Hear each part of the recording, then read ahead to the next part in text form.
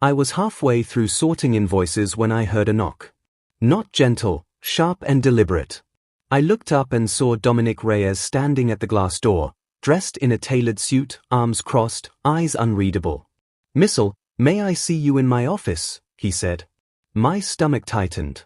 I nodded, saved my spreadsheet, and followed him. He shut the door slowly behind me. The blinds were already closed. The room smelled like cologne and fresh paper. Dominic didn't sit. He stood by the window, one hand in his pocket, the other tracing the windowsill like he was gathering his thoughts.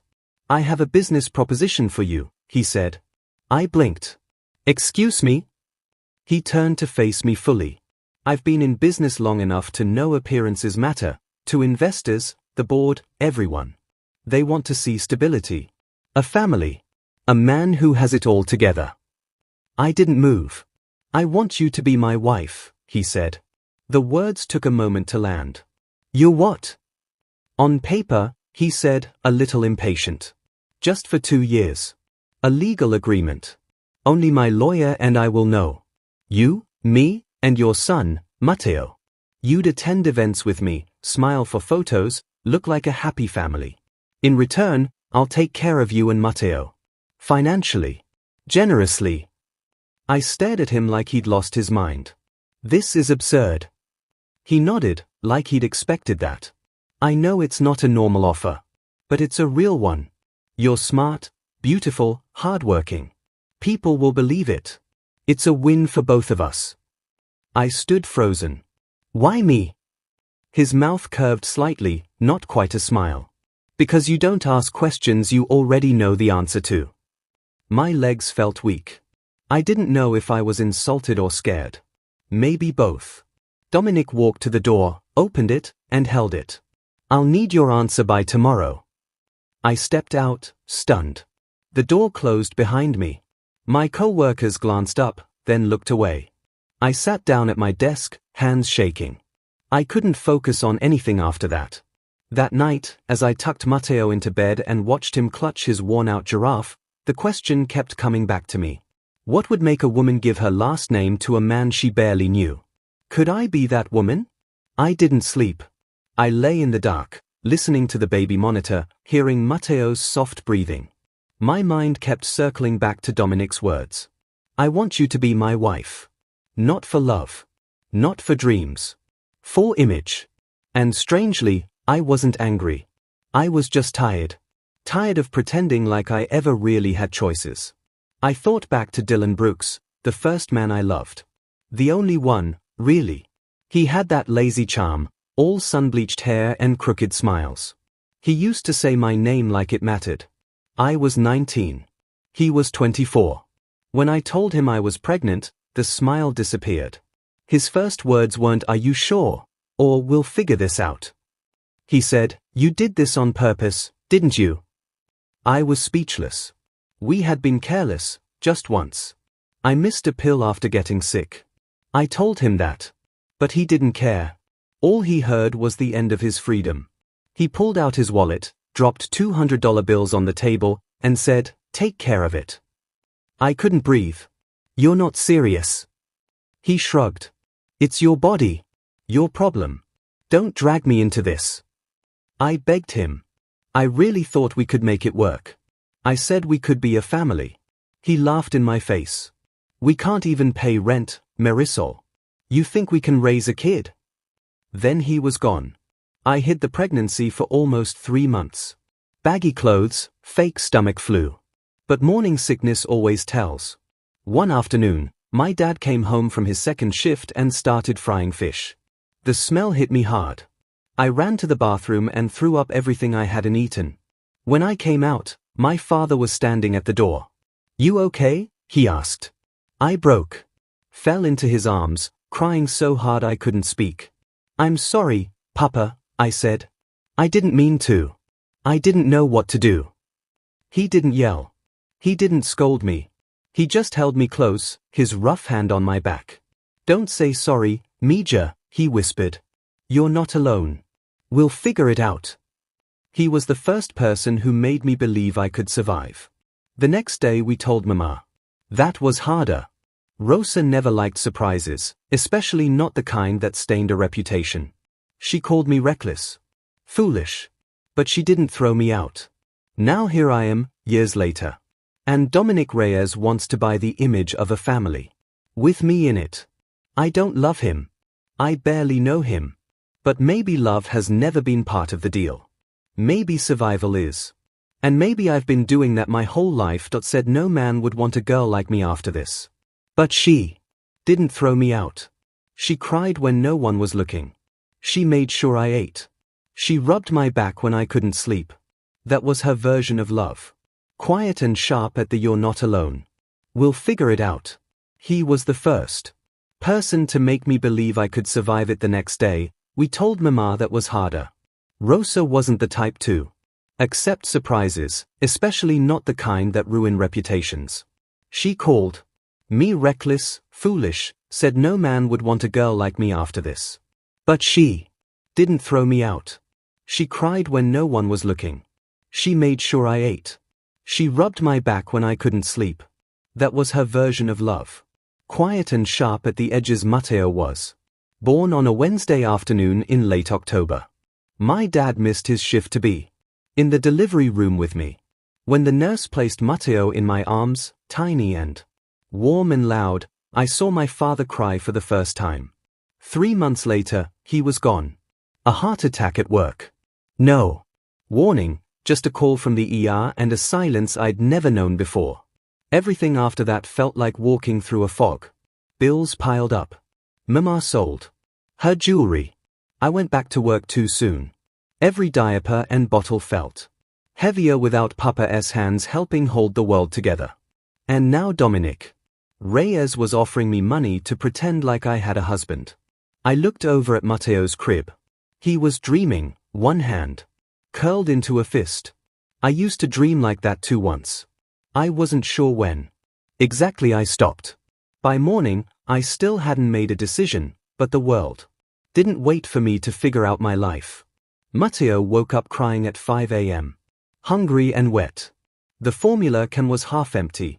The bills sat unopened on the kitchen counter like quiet threats. Mema stood at the stove in her robe, flipping tortillas, her eyes tired in the way only mothers understand. "You didn't sleep," she said without looking at me. "No," I admitted. She nodded as if she'd expected that answer. "Your boss," she said, "he give you any trouble?" I hesitated. "He offered me something strange." Rosa turned off the burner. "Strange like what?" "I don't know how to explain it." "A deal? A contract?" Her brows furrowed. "What kind of contract?" Before I could answer, Mateo let out a loud shriek from his high chair. I jumped to feed him. Mama didn't push for more, but she was watching me. That afternoon, while Mateo napped, I sat at the kitchen table and opened my checkbook. What stared back at me was reality. We couldn't keep going like this. I wasn't proud of what I was about to do. I didn't feel powerful. I felt like someone stuck between drowning and grabbing the wrong lifeboat. When I walked into Dominic's office the next day, he didn't look surprised to see me. He gestured for me to sit, then shut the door behind me like he had before. "I'll do it," I said. His expression didn't change, but something in his shoulders shifted. "Good," he said. "There are conditions." "Of course, I have." No dress, no flowers, no guests, just signatures and silence. Dominic handed me a check afterward, more than I'd ever seen in my life, and said, "You'll move in by Monday. A driver will pick you up." That weekend, I packed Mateo's things with trembling hands. Mama helped, but I could tell she didn't understand why we were leaving so suddenly. I didn't have the words to explain it. Or maybe I was just too ashamed to try. On Monday morning, the car pulled up to the curb, black, sleek, too shiny for our dusty street. I kissed Mama goodbye, holding her a little too long. She hugged Mateo tightly, her whisper pressed into his curls. When I stepped into that car holding my son, I didn't feel like a bride or a wife. I felt like someone crossing a line she couldn't uncross. But Mateo giggled when we pulled away. And in that moment, I told myself I could survive anything as long as he was in my arms. The Reyes estate wasn't a house. It was a statement set behind a wrought iron gate and surrounded by manicured hedges. It stood tall and pristine like it had never known a day of mess or noise. I remember clutching Matteo tighter as we stepped through the front doors, afraid he'd break something just by breathing. Dominic wasn't home when we arrived. His housekeeper, Elena, gave me a polite smile and showed me to our quarters. I quickly realized that meant an entire wing of the house, 3 rooms, a private bathroom, a sitting area, even a small nursery already set up with new furniture, fresh paint, and a mobile hanging from the ceiling. I should have felt lucky. Instead, I felt displaced, like a guest in someone else's carefully staged life. That first night, I barely slept. Matteo did curled up in his crib. Like none of this fazed him. I lay on the bed staring at the ceiling, thinking about the woman I used to be, the one who imagined love before marriage, not marriage before breakfast. The days that followed settled into a strange rhythm. I still worked part-time at the company, reporting to a different manager, keeping my head down. Dominic and I rarely saw each other during the day, but he insisted we eat dinner together twice a week in full view of the staff. At the table, we played our roles. He'd ask about my work. I'd smile and tell him Matteo was teething. We'd clink glasses for no reason. It was like rehearsing for a play neither of us wanted to perform. But then there were the moments that caught me off guard. Once I walked into the nursery and found a brand new rocking chair beside the crib, something I'd mentioned in passing. During dinner. No note, no comment, just there. Another time, I caught Dominic standing in the hallway, watching through the slightly open door as I sang Matteo'd Sleep. He didn't say a word. When I turned, startled, he stepped back and disappeared like he hadn't meant to be caught. And it wasn't just the big things. It was how he never corrected me in front of staff. Never asked questions about my past, never pushed. He gave me space, respect, and that made it worse. Because kindness is dangerous when you're lonely. And I was lonelier than I wanted to admit. One evening, Mama came to visit. She brought tamales wrapped in foil and asked me 3 times if I was okay. I said yes. She didn't believe me, but she kissed Matteo goodnight and impress. After she left, I stood on the balcony outside my room, the city lights flickering in the distance. And I realized something that scared me more than anything else. This didn't feel like pretending anymore. It felt like waiting, like something real might actually grow in the quiet between us. And I didn't know if I was ready for that. It was the night of the gallery event, our first real public appearance. As Mr. and Mrs. Reyes. Dominic had sent a dress earlier that day, folded neatly. In a box lined with tissue paper, midnight blue, satin, modest neckline. Soft pleats, classic, beautiful. A note lay on top in his handwriting. "You'll look stunning in this."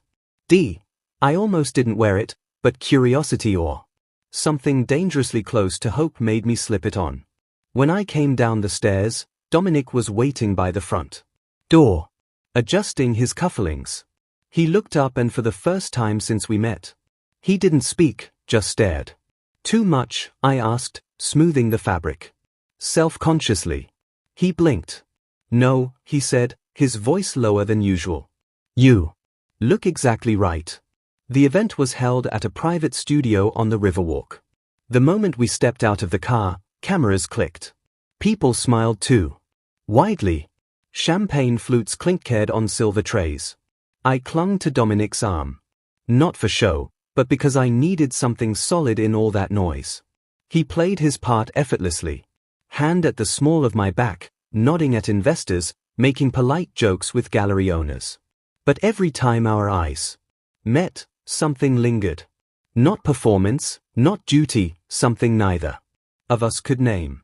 When the room finally emptied out a little, he guided me to the back patio, where soft jazz floated through the air and the city sparkled beyond the glass railing. "I thought you hated events like these," I said. He shrugged. "I do, but they help me stay in business. And I help you stay. Believable, I added half joking. Dominic looked at me serious now. You do more than that, Marisol. You make me seem human. I didn't know what to say, so I didn't. On the way home, the silence between us wasn't awkward. It was charged. Electric, and when he pulled the car into the driveway and parked, neither of us moved. I wasn't always this way, he said finally, his hand still on the steering wheel, cold, calculated. There was a time when I believed in things like love, family loyalty, but life has a way of breaking those beliefs. He didn't say more. He didn't have to. I understood. I thought Dylan loved me, I said, surprising myself with how easily the name came out. He promised we'd build something together. Then the second life got messy. He disappeared. Dominic turned to me. That man's a fool. I gave a sad smile. Sometimes I wonder if I was the fool for believing him. A beat passed, then another. I don't think you're foolish, he said. I think you're stronger than you realize. And before I could respond, he leaned forward just slightly, just enough for me to feel his breath brush against mine. The kiss was soft, hesitant, like both of us were testing the edge of something fragile. When we pulled apart, he didn't say a word. Just looked at me, waiting. I don't know what this is, I whispered. Neither do I, he admitted. But I'd like to find out if you're willing. I nodded. And that night, for the first time since my father died, I slept without dreaming of loss. The invitation came in an ivory envelope with gold script. A birthday gala for one of Dominic's longtime business partners, lavish, formal, and very public. I didn't want to go. I told myself it was because Matteo had a mild fever, or because Memar had been tired, or because the dress Dominic picked out was a little too glamorous for a woman who still did her own laundry. But the truth was, I didn't want to ruin the quiet peace that had started to settle between us. Still, I went. I wore the green silk gown, pinned up my hair, and walked beside Dominic like I belonged in that world, even if I knew I didn't. The ballroom was grand. Crystal chandeliers, velvet curtains, the kind of place where the air itself smelled expensive. People smiled at us, commented on how lovely we looked together. I'd gotten better at playing the role. Too good, maybe. We were standing near the bar when I felt it